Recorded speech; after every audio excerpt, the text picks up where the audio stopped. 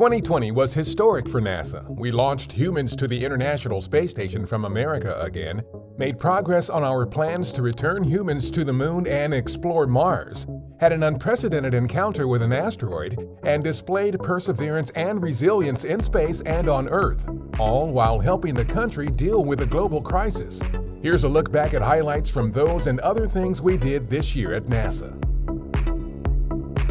Early in the year, as the initial impacts of the coronavirus pandemic were being felt across the country, the NASA workforce stepped up to the challenge, developing innovative technologies, including a ventilator prototype, an oxygen hood, and a device for sterilizing medical equipment. NASA is an amazing little agency that does astonishing things every day. And astonishing is a good way to describe the mission-critical work NASA continued and accomplished in 2020 in spite of the challenges.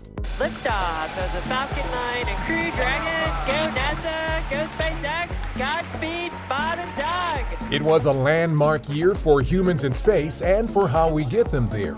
Our SpaceX Demo 2 test flight to the International Space Station was the first human space mission to launch to the station from America since the end of the Space Shuttle program in 2011. That was followed by the first commercial crew rotational flight to the station, carrying 4 astronauts aboard a SpaceX Crew Dragon spacecraft named Resilience. November marked the 20th year of humans continuously living and working aboard the space station, with one station astronaut, Christina Cook, wrapping up a record 328-day stay on the orbital outpost, the most time spent in space on a single mission by any woman. Meanwhile, astronauts Bob Behnken and Chris Cassidy each completed record-tying 10th spacewalks on the same outing in July. And we graduated the first class of astronaut candidates for future missions to the station, the Moon, and Mars, and accepted more than 12,000 applications for the next class of Artemis generation candidates. It was a big year for our Artemis plans, capped off in December with the introduction of 18 astronauts that will help pave the way for human missions on and around the Moon, including landing the first woman and next man on the Moon by 2024. My fellow Americans, I give you the heroes of the future who will carry us back to the Moon and beyond. We continued testing the Space Launch System, or SLS rocket's core stage for Artemis 1 with a Green Run test series to verify the core stage is launch ready for 2021. Teams began stacking the SLS solid rocket boosters and practiced rollout with a mobile launcher that will be used for the flight. And after rigorous environmental testing, we began final preparations on our Orion spacecraft for the uncrewed Artemis 1 mission. Artemis 1 is the first in a series of increasingly complex missions to the Moon that will ultimately lead to human exploration of Mars. In October, NASA and 7 partner countries signed the Artemis Accords for international participation. An 8th partner joined later.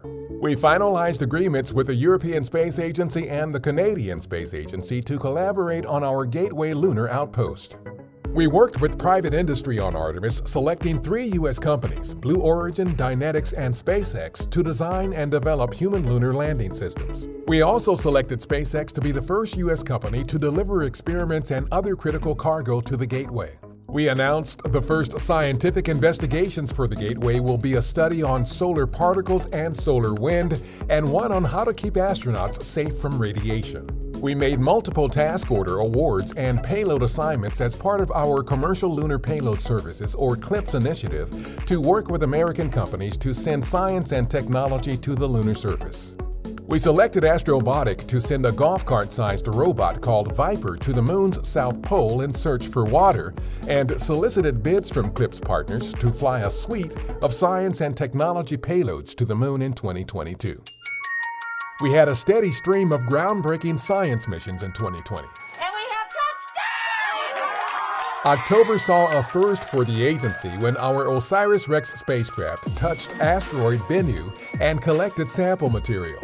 When it is returned to Earth, we hope the ancient material teaches us more about the origins of the solar system. And liftoff as the countdown to Mars continues. We launched the Perseverance rover and Ingenuity helicopter on our Mars 2020 mission, both named by students. Perseverance will be the first Mars rover to collect samples for future return to Earth, while Ingenuity will be the only aircraft to attempt flight on another world.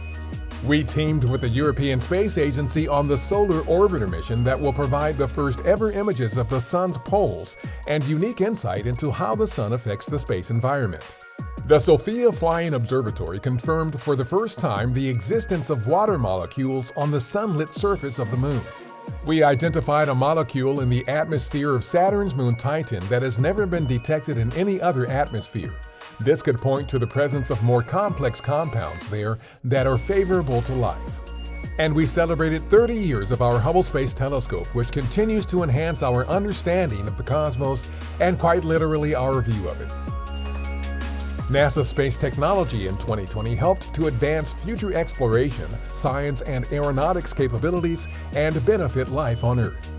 A NASA-developed sensor suite that could help robotic and crewed missions make precise soft landings on the Moon was launched on a Blue Origin suborbital rocket. We continued developing two instruments to study using lunar resources. M-SOLO and Trident will conduct chemical analysis and drill for resources respectively. A NASA project is making gears housed inside a metallic glass material that can withstand the extreme cold on the Moon without being heated to keep them operational. We announced 20 partnerships to mature U.S. industry-developed space technologies for the Moon and beyond, including a 3D printing system for Artemis, testing of a simple method to remove dust from planetary solar arrays, and more. Our green propellant infusion mission successfully proved that space missions can use less toxic fuel for future missions. And for the first time, an experiment that bounces a laser beam from Earth off a reflector the size of a paperback book that is mounted on our Lunar Reconnaissance Orbiter received a signal back. This could enhance laser experiments used to study the physics of the universe. NASA and partner agencies observing our home planet witnessed record-breaking activity in 2020. The Atlantic hurricane season produced 30 named storms, the most ever on record, with 13 of those reaching hurricane status. Meanwhile, a devastating wildfire season in the western part of the country saw more than 3 million acres burned in California alone. NASA instruments on spacecraft, satellites, and aircraft provided data to responding agencies, including satellite imagery showing smoke and unhealthy aerosols from the fires drifting toward the eastern part of the country. And liftoff. The Sentinel-6 Michael Freilich satellite launched in November.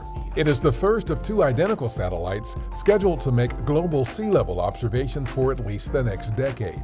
We helped you celebrate the 50th anniversary of Earth Day virtually with the hashtag Earth Day at Home and online videos, activities, and other resources available in both English and Spanish. And people around the world helped us map out coral reefs by playing a video game that uses specialized instruments to capture 3D images that a NASA supercomputer then uses to map out reefs at an unprecedented resolution. We continued our research in the skies aimed at helping the aviation industry operate traditional and next-generation aircraft more safely and efficiently. The wing and cockpit sections of our X-59 quiet supersonic technology aircraft began taking shape. The plane also received its one-of-a-kind engine. The X-59 is being developed to create a low-noise sonic boom that can barely be heard, if at all, by people on the ground. We made significant progress developing the X-57 Maxwell, our first all-electric experimental plane, with testing of the high aspect ratio wing, the electric cruise motors, and the propeller assemblies. A pair of NASA research projects flew as part of Boeing's 2020 Eco-Demonstrator program that could lead to quieter, more fuel-efficient future aircraft and fewer operational flight delays. We continued our research efforts to develop an air transportation system for revolutionary new aircraft, including using a remotely piloted aircraft to simulate an urgent medical transport mission. And we used augmented reality software that can make useful information about drones and other aerial vehicles more widely available to airspace operators. Whether it's advancing space exploration, making scientific discoveries, or any of the other amazing things we do year in and year out, NASA does what it does to benefit you. Here's a few more examples from 2020. In the midst of stay-at-home recommendations due to the COVID-19 pandemic, we compiled a NASA at Home online resource to help you stay engaged and explore the universe around us. A computer simulation was used to show that fewer amounts than usual of some pollutants were found in Earth's atmosphere, due presumably to changes in human activity because of pandemic-related restrictions. And a new traffic management project for emergency response aircraft looked at how drones might be used to help responders more safely and efficiently assist you during future disaster operations. Those are some of the highlights from what NASA did in 2020. For more details, visit nasa.gov/2020. Thanks for watching. We wish you a safe, healthy, and happy holiday season and look forward to sharing more NASA highlights with you in 2021.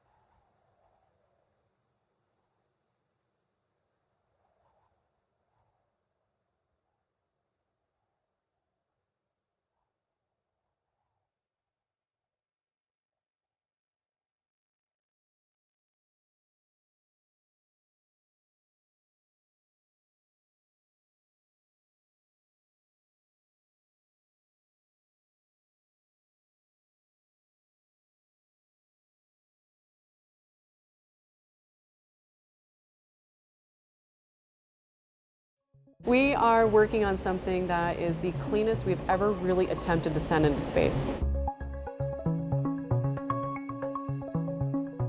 The Perseverance mission has as its central goal astrobiology, and also being the first step in Mars sample return. We're going to collect a suite of samples, about 35 samples, that each weigh about 15 grams. And the reason we collect those intact samples is that we are the first mission that's part of Mars sample return, and it's our job to collect the samples intact to be brought back to Earth for further analysis. To better assess the question of, was there life previously on Mars? Inside the belly of the rover sit a number of sample tubes and an entire adaptive caching assembly that is used to help collect these samples. Extraordinarily complex robotic system. And to make it even more complicated, it has to be super clean.